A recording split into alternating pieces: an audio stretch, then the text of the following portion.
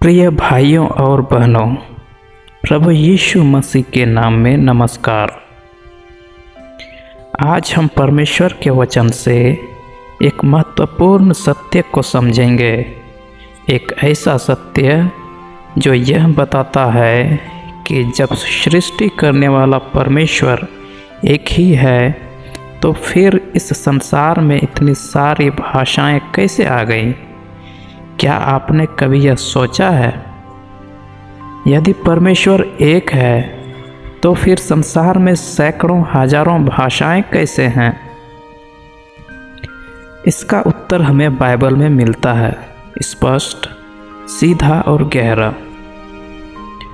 सारी पृथ्वी पर एक ही भाषा और एक ही बोली थी।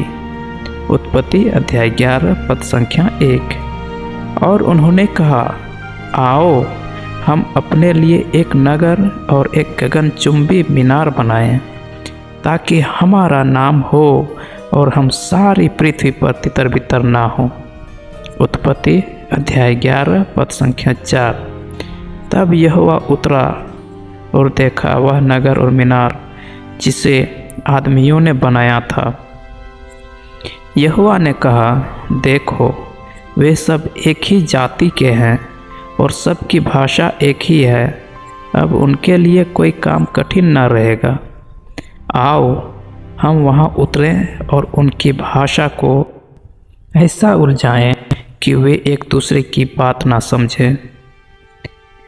इसलिए उसका नाम बाबेल पड़ा, क्योंकि वहीं यहोवा ने पृथ्वी की भाषा को उलझाया और वहाँ से वह उन्हें सारी पृथ्वी पर फैलाया।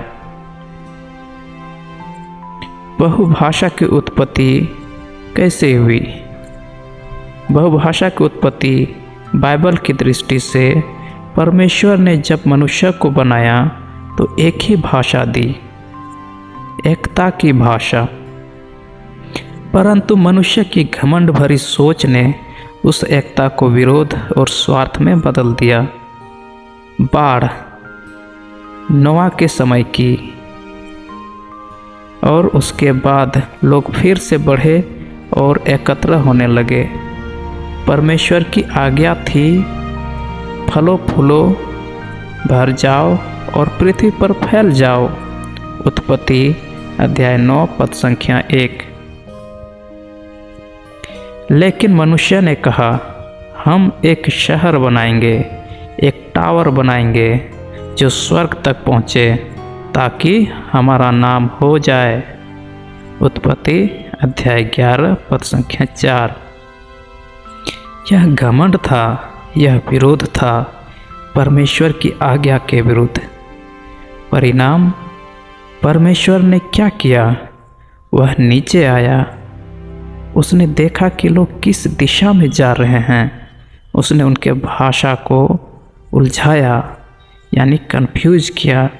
लोग एक दूसरे की बात समझ नहीं पाए। उन्होंने निर्माण छोड़ दिया, वे सारे संसार में फैल गए। शिक्षा जो हमें मिलती है, पहला, घमंड का परिणाम हमेशा बिखराव होता है।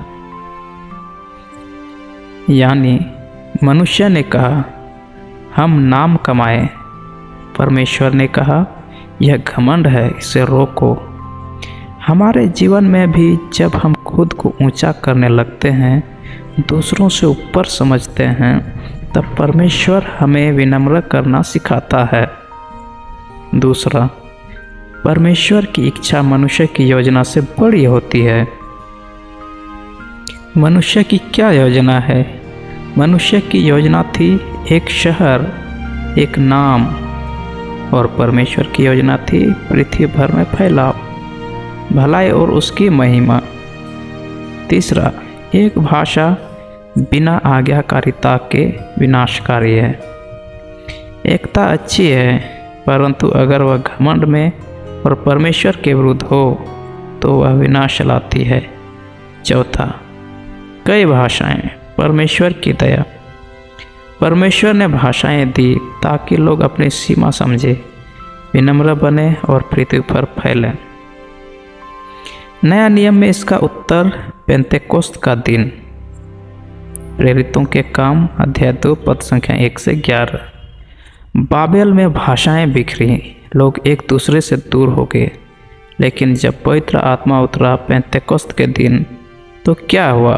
वे सब पवित्र आत्मा से भर गए और अन्य भाषाओं में बोलने लगे। प्रेरितों के काम अध्याय 2 पद संख्या 4। हर कोई अपनी अपनी भाषा में परमेश्वर की महिमा सुन रहा था। प्रेरितों के काम अध्याय 2 पद संख्या 11। बाबेल ने बिखेरा, पेंतेकोस्त ने जोड़ा। बाबेल में भ्रम था, पेंतेकोस्त में प्रकाश। बाबेल में घमंड था, पेंतेकोस्त में आत्मा की नम्रता। मसीह में एकता, प्रभु यीशु सब भाषाओं के लिए। बाइबल कहती है, अब ना तो यहूदी रहा, न यूनानी, न दास, न स्वतंत्र, न नर, न नारी, क्योंकि तुम सब मसीह यीशु में एक हो। गलातियों अध्याय 3 पद संख्या 28। यीशु मसीह हर जाति, हर भाषा, हर राष्ट्र के लिए मरे, और एक दिन ऐसा आएगा, हर एक भाषा, हर एक जाति, हर एक राष्ट्र से लोग सिंहासन के सामने खड़े होंगे और कहेंगे, उद्धार हमारे परमेश्वर का है। प्रकाशित वाक्य 7 पद संख्या 9 से 10। भाइयों और बहनों, परमेश्वर ने भाषाओं को इसलिए नहीं दिया कि हम एक दूसरे से अलग हो जाएं, बल्कि इसलिए कि हम उसे पहचानें, विनम्र बने और उसकी महिमा करें। आज हम चाहे हिंदी बोलें, अंग्रेजी, बंगाली, नेपाली, संथाली, तेलुगु, तमिल या कोई और भाषा, लेकिन हमारा संदेश एक है, यीशु मसीह में उद्धार। आइए हम प्रार्थना करें। हे प्रभु, तू जो एक है, जिसने संसार को बनाया, हमें एकता में जीना सिखा। तेरी दी हुई भाषाओं का उपयोग तेरी महिमा के लिए करें, न कि अपने घमंड के लिए। हमें बाबेल की तरह गिरने न देना, बल्कि पेंतेकोस्त की तरह उठना सिखा। यीशु के नाम में आमीन।